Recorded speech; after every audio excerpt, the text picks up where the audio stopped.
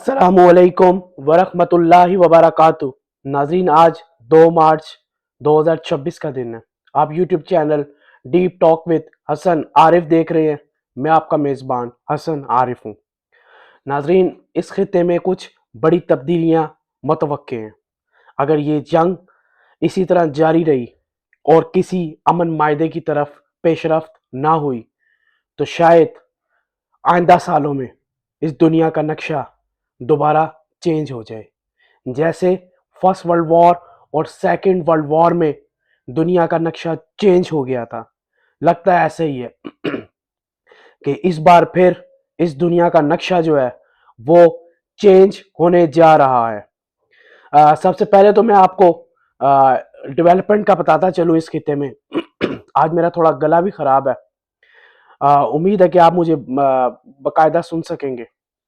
सबसे पहले तो मैं आपको बताता चलूं कि इसराइल ने दावा किया है कि ईरान ने 4 टाइम्स जो है वो इन 6 घंटे के दौरान ईरान ने 4 दफ़ा जो है वो हमले लॉन्च किए हैं और ये सेंट्रल और नॉर्दर्न इसराइल में जो है वो हमले लॉन्च किए गए हैं। और इसके साथ ही तल अवीव में भी जो है वो ईरान ने मिसाइल्स दागे हैं। इसके साथ ईरान की जो मिलिट्री कमांड है, खातुमुल अंबिया कमांड, उन्होंने भी जो है वो बहुत बड़े बड़े हमले जो हैं वो इसराइल और अमेरिका अहदाफ पे किए हैं जो खलीज में अमेरिकन अहदाफ मौजूद हैं। वो इस रिस्पॉन्स में किए गए हैं क्योंकि ट्रंप ने जो है वो एक थ्रेट जो है वो अनाउंस किया था ईरान पे कि अगर ईरान जो है वो सीज फायर की तरफ नहीं जाता तो हम उसको जो है वो पत्थरों के ज़माने की तरफ ले जाएंगे। ट्रंप का यही कहना था। ट्रंप ने जो बयान दिया उसके मुताबिक मैं आपको बताता चलूं कि ट्रंप ने जो है वो तकरीबन 19 से 20 मिनट बात की और उसने कहा कि हम ये जंग जो है वो 2 से 3 हफ्तों के दौरान ख़त्म करने वाले हैं। हमने जो है वो ईरान की तमाम जो कैपेबिलिटी है मिसाइल्स की वो तकरीबन ख़त्म कर दी है। अब ईरान न्यूक्लियर वेपन्स जो है वो नहीं बना सकता।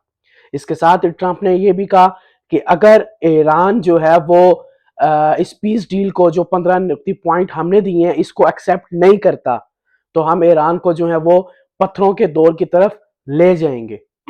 इससे पहले अमेरिका पाकिस्तान के मुतालिक भी जब परवेज़ मुशर्रफ की हुकूमत थी तो उस वक्त भी ये बात कह चुका था कि अगर अफगानिस्तान में हमारी मदद नहीं करोगे तो हम पत्थरों के ज़माने में ले जाएंगे। और फिर पाकिस्तान ने अमेरिका लाए बन के अफगानिस्तान के लिए के खिलाफ जो है वो अपने अड्डे दिए थे। तो आज ट्रंप ने दोबारा जो है वो आ, एक बात कही है ईरान के लिए कि हम पत्थरों के ज़माने की तरफ ले जाएंगे। जब ट्रंप ने या जब बुश ने जो है वो ये बात अफगानिस्तान के लिए की थी तो उस वक्त मुल्ला मोहम्मद उमर ने ये बात की थी कि एक ट्रंप का दावा है कि वो हमारे लिए ज़मीन तंग करेगा, एक अल्लाह का दावा है कि मेरी ज़मीन बहुत वसी है। देखना यही है कि किसका दावा सच्चा साबित होता है। और दुनिया ने देखा कि अल्लाह का जो दावा था वो सच्चा साबित हो गया। तो एक दफा फिर जो है एक बहुत बड़ी बात अमेरिका की तरफ से की गई है, अगरचा इस वक्त बुश नहीं ट्रंप मौजूद है। तो अब देखना यही है कि कौन पत्थरों के जमाने की तरफ जाता है। इसके साथ ही यूएई ने जो है वो इंटरसेप्ट किए हैं ईरानी मिसाइल जो ईरान ने दागे थे खलीफा इकोनॉमिक जोन की तरफ। तो यूएई की मिनिस्ट्री का कहना है कि उन्होंने ये मिसाइल इंटरसेप्ट कर लिए हैं। इसी के साथ ही सऊदी अरेबिया ने भी जो है वो कुछ ड्रोन्स और मिसाइल इंटरसेप्ट करने का जो है वो दावा किया है। 5 ड्रोन बताए जा रहे हैं और एक बैलिस्टिक मिसाइल बताया जा रहा है सऊदीया की तरफ से जो उन्होंने इस वक्त इंटरसेप्ट किया है। ईरानी हुकूमत का कहना है कि कुछ मैसेजेस एक्सचेंज हुए हैं इंटरमीडिएटर्स की तरफ से जिसमें पाकिस्तान भी शामिल है अमेरिका के साथ निगोसिएशन के हवाले से। लेकिन मंजूर जिस्तियान का कहना है जो ईरानी सदर हैं कि किसी किस्म के कोई भी जो निगोसिएशन है वो अमेरिका के साथ नहीं की जा रही।